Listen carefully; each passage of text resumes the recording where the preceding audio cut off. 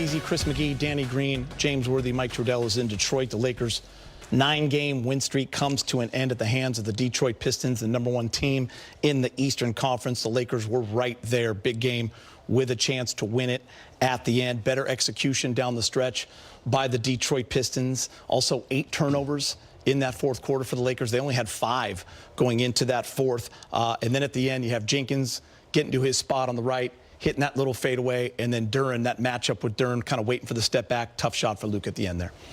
Got to give him credit for the fight. Both teams, actually. Detroit without one of their major players, Cunningham, and the Lakers, without Marcus and Rui. But, I thought the 8 turnovers, as you mentioned, Peter, those were 8 attempts that we didn't get. And we needed those 8 attempts, to decrease that margin a little bit. But this guy right here, Danny talked about him before the game. Next man up, Jenkins, went right a lot and was successful a lot. But, that last play just was disrupted from the beginning and didn't get a good look. I give Detroit a lot of credit for hanging in there and playing well at home. Yeah, just playing behind from the whole, pretty much the whole game. That first half kind of put them in a hole. But even if you got half the possessions of looks the 8 like you turnovers, had Luka maybe over the top early in that. That's what I thought. Yeah. Somebody got tip on it. Mm-hmm. It looked like, it looked like it was going to Cleveland where it landed. I was like, was he trying to throw it to Maxey? But I thought he was trying to get Luke over the top and just didn't make it there. It was a good look, but said playing from behind most of the game is not good for you. The first half down 13, cut into that third quarter. But it said if you can get even half those possessions of the 8 turnovers, you get 4 of those looks, you might have a better outcome. But got to give credit to Detroit. They executed. They came with a game plan. They played well, especially without Cade. James, the Lakers had been playing some unbelievable basketball. They won 9 in a row. They were trying to get to 10 for the first time since Danny was on the team. November of 2019, they had won 12 of 13 games. They put themselves 3rd in the Western Conference, but it just seemed like they were going uphill a little bit tonight. Even with a lead in that first quarter and early in that second quarter, we looked and they were at about 34%, 1 for 13 from 3, but they had that short lead. But the second quarter, 42-25 by the Pistons to go down by 13. But then an amazing third got them right back in. Yeah, you're on the road. You're next to the last home game before you go back home.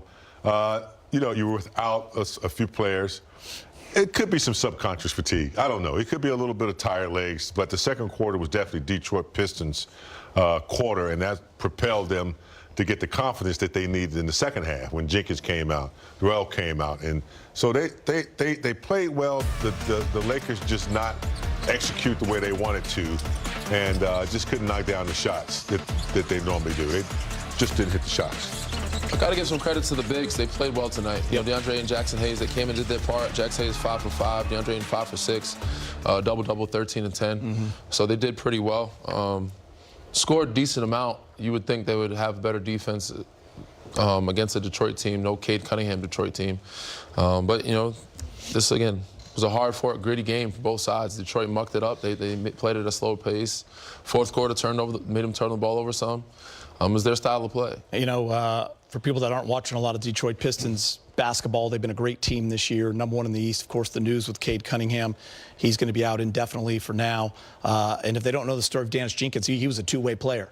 Then he was signed to the team, and he had his career high tonight, 30. It's just one of those nights, Danny. 11 of 18, 4 of 5 from 3, 8 assists, but really clutched down the stretch, scoring their last 6 points, including 4 for 4 from the free throw line. Yeah, he did a little bit of everything, not just shooting threes. You see he had a little backdoor dunk right there, deep corner tray, but like Big Game said, he wouldn't get to that right hand. He was getting downhill and fast in a hurry. And he's moving at a very quick pace, and it's hard to stop him. He had 2 plays where they were able to get to that strong hand. Yeah, the one where Jake kind of fell on top of him. Yeah, he drew the pump fake, drew a foul on Jake, got him in the air. And the second one, Austin was kind of caught up in the screen, got a little late behind. By the time he got back to him, he got to that baseline, a little fade jumper, and knocked the tough. It was a great contest, but he knocked down a tough corner, faded away jumper. What a nice luxury to have, Big Game, without your superstar in Cade Cunningham, when you can have a young man like Jenkins who was on a 2-way contract and is now part of your team that can come in and run a team, can navigate this offense and go for 30. Hadn't seen him that much. And definitely not used to that lightning speed. It's one thing, you can be playing decent defense in your mind, but with that kind of quickness, as soon as he touches the ball, it's hard to judge it. And they just could not get him to go left at all. He's too quick. And they couldn't force him left. And when he got right, he was layups over good defense and pulling up for those little 10-footers. He also had 8 assists. I mean, he's making plays. Playmaker. You know, he's sure. a playmaker. So he was pretty much doing what Cade does for this group, which is not easy shoes to fill.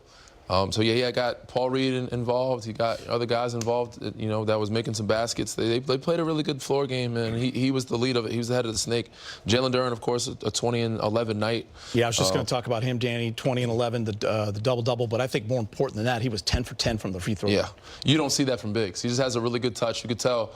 Not only is he able to knock down a mid-range, have a good touch around the rim, he has got a little handle too. Like, so he's able to handle the ball, start the offense, and make some plays happen, make it easier for some of their guards to not have to bring the ball up every time.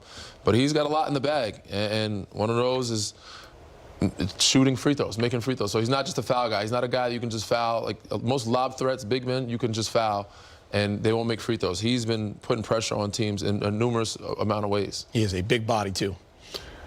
He's huge. I looked at his upper body. His shoulders round. You're not going to move him. Has pretty good footwork too. I was surprised to see him, you know, put the ball on the floor a couple times and put it off the glass. But good contribution. Their bench also, they got a nice variety of points from their bench as well. So yeah, Detroit, you know, they have a system in place that's pretty good. You know, especially when Cade's in the game and Cunningham. Without him, they still play Detroit basketball, and it's pretty solid. You know, it's interesting, James, we were down there December 28th, no AR. Obviously, Detroit had Cade. It was a different Laker team at that point. The Pistons kind of ran them off the floor in that second half, and it kind of leads me to what this Laker team is now. It's a much different basketball team, and you got to give them a lot of love. It has been a lot of fun, this run that they were on, 12 of 13, 9 in a row, in the teams that they were beating and competing with, and they were about to, you know, they were this close to going 5-0 on this 6-game road trip, something the Lakers have not done in about 17, 18 years, but they come up a little bit short. But it has been some great basketball, as you see what the big three did tonight. Luka Doncic once again, 32 points. That's his 10th straight 30-plus game. He moves into a list of Lakers that have done that. Austin Reaves with 24. He had a big third where he had 14, and then LeBron just a rebound shy of a triple-double. So you get the loss tonight, James, but a lot to be, you know, happy with moving forward. And you know, listen, you got to get that Game 6 in Indianapolis, and you come home and you get the Nets and the Wizards, and you can start a new streak. And the streak of games that they've won, I think they found a little bit of identity. There's something that they've been searching for all year long. It wasn't on the offensive end. It wasn't defense. They really hadn't, you know, found it yet. And I think they have now, Geeter. I think they're a collective, pretty good defensive team. Offense, the ball moves. And I think they play well together. So I think the streak benefited them well. We'll see how they snap back against Indiana. If they can rebound and get that last win on the road. Yeah, I mean, who would have thought they'd be 4-1 going to their last game on the road trip? Yeah. Anybody talking about this team, they hoped they'd get a 4-1 or 5-1 or even a sweep. But people realistically thought, like, oh, if we can go 3-2, it'd be great. They have a chance to go 5-1, which is something nobody expected them to do. And like Big Game says, because of what they've built, the identity they found themselves, playing together, defensively being active, offensively moving the ball, and even nights like this when it wasn't a good night for them, they collectively found a way to still give them a chance to win at the end. And listen, I don't know what the score is now, but I know Houston was down 20 earlier in the night, and what the Lakers did over this last month, James, was build a lot of equity, and now you have a loss, and you're still third in the Western Conference, and there's a lot to play for with 10 games left. And I think they secured 3 tiebreakers? Yes. Yeah, so that was big right there, to be able to win those games, secure the tiebreakers, and know that, you know, hopefully you can hang around in third. Home court advantage is crucial in the first round. And so the Lakers still got work to do. Don't get relaxed right now. Just go ahead and finish strong. And I do have some news. The Pacers snapped their 16-game losing streak tonight, which I think is a good thing, Danny. I didn't want them to have 17 Absolutely. You want to snap it when we go there. Yeah, they beat Orlando. So, you know they're going to be ready to play the Los Angeles Lakers. All right. We could talk a little Luka if you guys want. 2,000 points on the season. He joins an elite club there. longest streak of 30-plus games in Laker history. He joins a list there of only Laker greats that have done that. So Luka, once again, I think we're going to show that to you, doing his job, big game. There it is. You see the most seasons with 2,000 total points. Of course, Kobe did it 8 times. Yeah, Luka. Jerry Elgin. This is his first season with the Lakers. I thought he was a little like banged up tonight too. You know, he was getting hit a little bit, and after a couple plays, he got up slow, but still he did what he needs to do each night. At least he attempted to do it. And you know, look.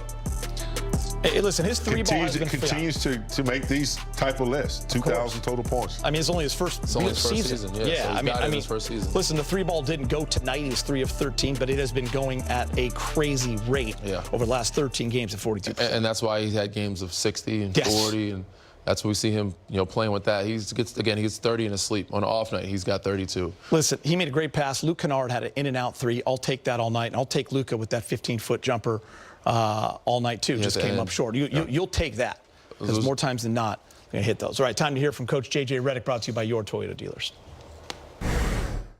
It seems like a familiar formula that just the second halves have been really good, just to come back when you were trailing, even if by a little at halftime. What did you feel like that you've kind of found that energy and just weren't able to pull it out? Yeah, I talked about before the game the growth we've had with being able to bend but not break, and tonight was another example of that. Really sharp and good defensively for 3 quarters. Second quarter, not so much, and some of that was, we lost Herter, we lost Robinson. Jenkins hits a couple back-to-back threes. The threes, especially given the way we were shooting the basketball in that second quarter, gave them that lead, and then again to start the third. But we just, we did a good job of defending. We did a good job of just staying with it and got back in the game. That last play, we were just trying to look at it. Do you think did the inbounds pass get deflected a little bit? Okay, and it was obviously Cleveland sets a screen, supposed to get Luka a clean look on the other side. I mean, he was open. Max did a good job screening. Just got deflected. You guys had to mount a comeback just to make it a clutch time game, but it's rare to see you guys not win a game in the clutch. Was there something other than that play that you thought that you would have liked to get back execution-wise? Not execution-wise, just the ability to get stops. I mean, you go down, we get down with 31 seconds and do the 2-for-1, and we execute it. We get back up. Told them we had 1 timeout. If they score, we're going to go. Luka gets to his spot, misses the shot, have to foul, and then we get a guy open. We just, Tobias did a good job of timing it and got his hand on the ball. You guys took pretty decent care of the ball in the first 3 quarters, but 8 in the fourth. How costly did those feel, and how many, I guess, you felt were forced versus unforced? Yeah, I'd have to go back and look at everyone. But obviously, if you're not shooting the ball and you're giving the ball to the other team, it hurts. JJ, you mentioned the kind of bend but don't break. Were there moments in the second where it felt like you guys might break? And then I guess what were the specific areas where you saw kind of the toughness and the resolve? No, I didn't feel like we were gonna break. We made the adjustment at halftime to go to 1 through 5, to switch 1 through 5. I think that was helpful in just kind of slowing them down. In the second quarter, again, we lost Robinson. We lose Jenkins. They get an offensive rebound. Jenkins hits a 3. I mean, it was just those are the moments where especially on the road when you're going on a run and you're not scoring. Obviously, they have one of the best defenses in the NBA. You're not scoring like you normally do. That can kind of that can be detrimental to the overall just sort of not effort or vibe, but it's just the mood. It can feel defeating, and we never gave into that. LeBron was scoreless in the first half, so rare to see that in his career. Just what did you see from him, and how did he kind of settle into the second half? Yeah, I thought he played a really unselfish game. Ended up with 10 assists. We missed him a couple times on early seals in transition in the first half. ran some plays for him. I thought, he did a good job of not just trying to score, but make the right play like he always does, and he gets 10 assists. JJ, when you obviously we pay attention to things like winning streaks and stuff like that, and you guys had been on the longest one you guys have had as an organization in 5 years. When you look big picture, just over these last few weeks, what's kind of your biggest takeaway again with just sort of where this group is at right now as you guys head into these last 10 games? That we're a good basketball team. I believe that we're a good basketball team. I thought we could be a good basketball team the entire season. We saw flashes of it. We saw short stretches of it, but we're a good basketball team, and I think we have to continue to play together and all that stuff. It is remarkable to me, and this is again not an excuse, but our winning streak has also coincided with us being healthy. And you go watch. I rewatched the first Detroit game, and it's like, oh, this guy's out, this guy's out, this guy's out. Tonight, Smart and Rui are out. Not having Smart tonight killed us. That's important for us, that we can get healthy and we can play our rotation. And post Luke trade, I think when all 9 guys have played, we've been a good basketball team, and I think Vando did a great job tonight. When he had his minutes, he was ready to play. But the way our team works, you need Smart for his ball handling, you need Smart for his defense, you need Rui for his shooting. Like, those pieces are important to complement everybody, and we need to finish the season strong, but we also need to finish the season healthy. Thanks, Doug. Thank you. Let's get you to the highlights. Luka Doncic and the Lakers looking to sweep their recent road trip as they take on the Pistons first quarter. A little spin off the glass, Peter. LeBron James with Mike Trudell in the media. We've seen this formula on this trip a few times where you guys fell down by a little bit in the first half, but make a pretty furious push in the second half. You got right to that point. Do you give Detroit credit for executing and hitting shots late, or was there something you could have done different? Of course, you give credit where credit is due. They're number 1 team in the East, and they got a really good team, even with, they're all NBA player being out. So give a lot of credit to them. We gave ourselves a chance. That's all you can ask for. Jay just said he thought you played a real unselfish game. Obviously, in the first half, they missed you a couple times. Get up to 10 assists. You've said this many times, you'll kind of take what the game gives you and see where you can make an impact. Yeah. Along those lines, I guess, how are you finding rhythm right now without scoring the ball? And do you feel comfortable?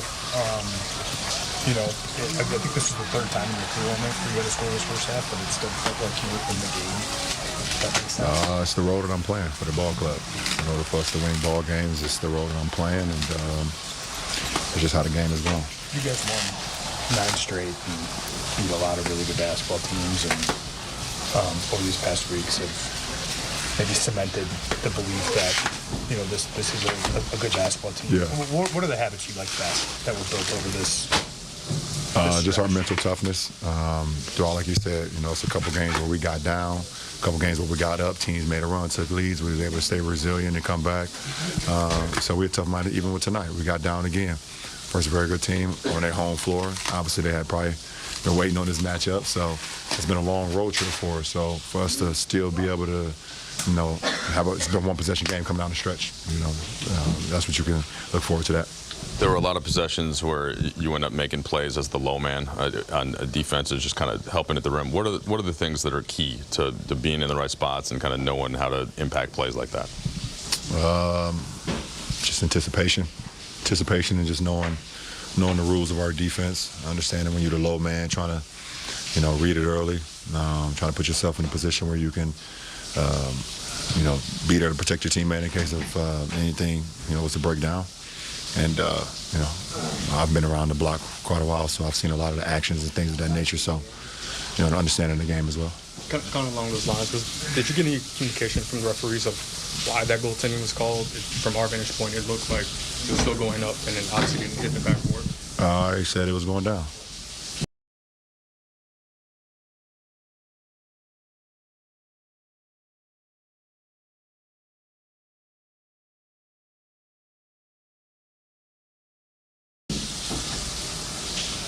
How's your finger?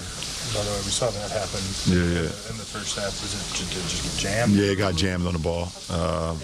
It got jammed between the ball and Tobias. I was going for the ball hit it, and Tobias kind of hit it. So it's fine. I was able to finish the game, so I'll be fine. Cap to Tobias on the play on the inbound at the end. He was able to Yeah, I mean, I'm trying to see over him, but also see over Maxey, see over Duran, see over Thompson to get it to Luka. It was some bodies to try to get over top, but he was able to get his finger on it. We know where Indiana's record is, but they just won tonight in Orlando. They played relatively big minutes for almost everybody in the finals last year, except for Halliburton. I'm sure you expect a challenge from them coming up on Wednesday. They play extremely hard, extremely fast, and they're super well coached. So we got to be ready for that. It's the last game of the road trip. I know everybody's trying to get home, but we got business to take care of, so we'll be ready. I want to show you this last play before we get to the Access 360. LeBron had mentioned he was trying to get it over those guys. It does look, I mean, there's a snapshot of it on social media where Tobias might have gotten even a finger on it. Yeah, that was because Luka looked like he was on his way to being open. Like he would have got a good look. But again, credit to the defense. Tobias got a piece of it. Ball kind of was short, hit Cleaver, deflection, ricocheted out to half court. And then it's a great matchup for Duran's just on him with nowhere to go, and he's a huge body, so the step back's not going to be in play there, James. I thought Duran, kept his composure, stayed down, didn't go for any pump fake, slid his feet very well. And Luka really didn't have a chance to get over the top. Even if he had that step back, that would have been a tough one. All right, Access 360, what are you breaking down? DG? A little bit of Bron in the second half, because the first half, he had that finger issue. Didn't give us much, but second half came out super aggressive. Obviously, JJ said he's a willing passer and, I guess selfless. Right here is his first basket. Luke Kennard set the little pin down, which you don't see often. Usually Bron is setting a pin down. But Luke Kennard's coming here, setting a pin down to Tobias. Bron being not a non-shooter, but a shooter, not a guy that is considered a shooter.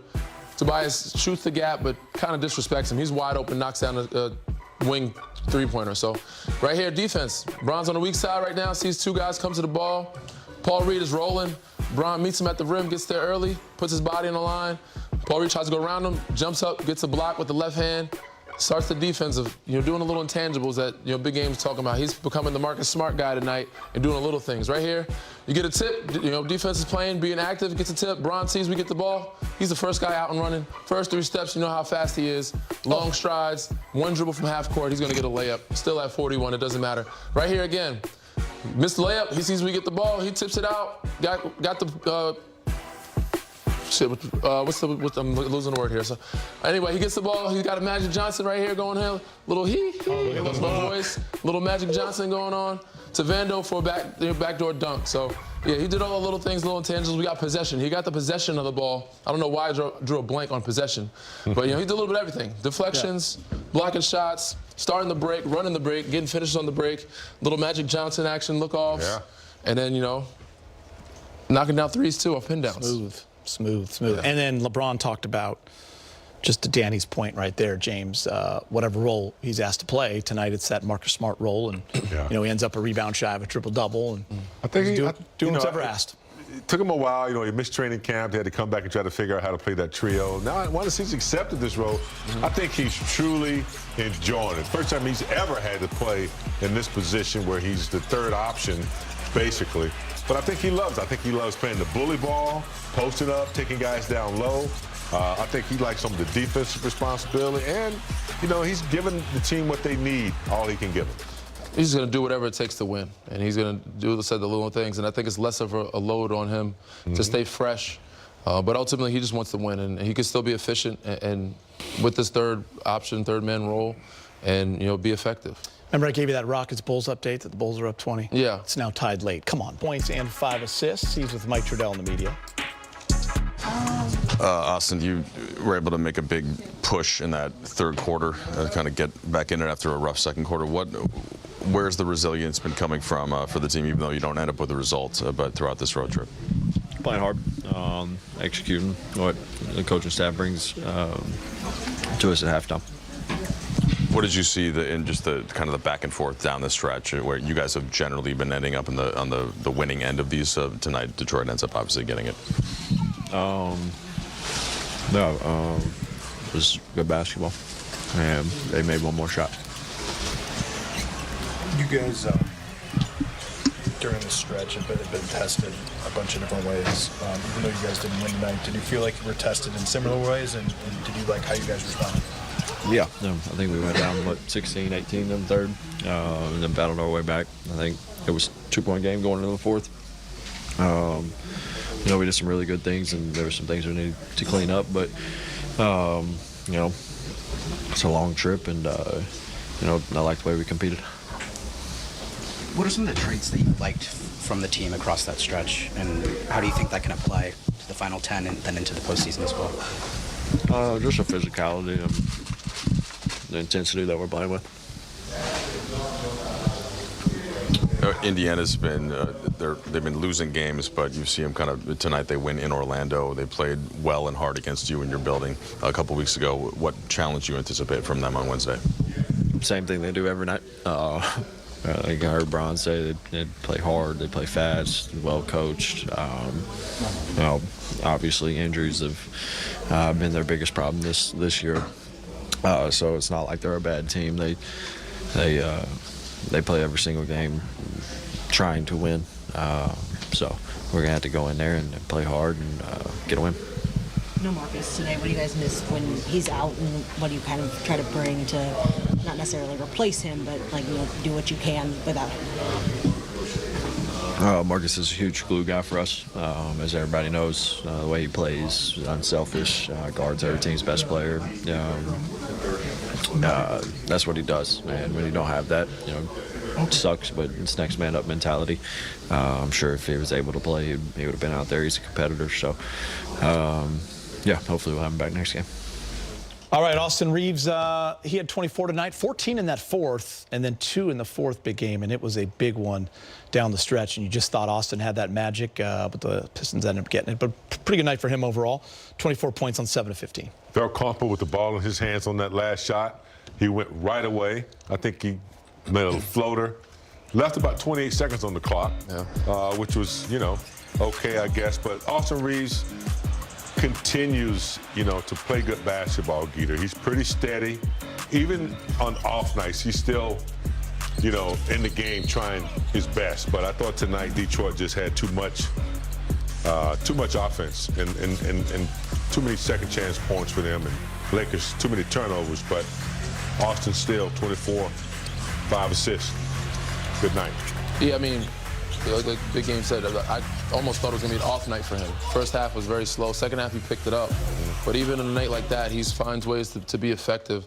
And down the stretch, you're pretty confident in Austin. He's proven and shown that he can make plays. He did make the play. JJ wanted him to execute it with a 2-for-1, so they left some time on the clock. He got it done fast, but one-on-one, it was pretty good defense. Dennis Jenkins was right there in front of him, made him change directions, shoot over the top. But nice little floater. Hit nothing but the bottom of the net. And, Lakers were up 1. He's also always replenishing, getting a little protein in after the game. What was your snack of choice right after the game, Steve? Well, during interviews, I would probably a smoothie, but I wouldn't be eating. I feel like Austin's always got some fruit or something. He's getting his food in, but he's staying hydrated. Good for him. Yeah, his post game always kind of exactly how we all feel. Like he just wears it, right? That's what I love about him. Like he's not happy with loss, and we're going to move on to the next one. As he should be. What did you? B-Mo just said I went to Golden Bird. Some people don't even know what Golden Bird is, but I know Golden Bird was a very popular chicken spot in Ladera Heights. No, I had a nice cold beer after the game. That's yeah, you did. Back then they had them nice and chilled for you. Cold, yes, sir.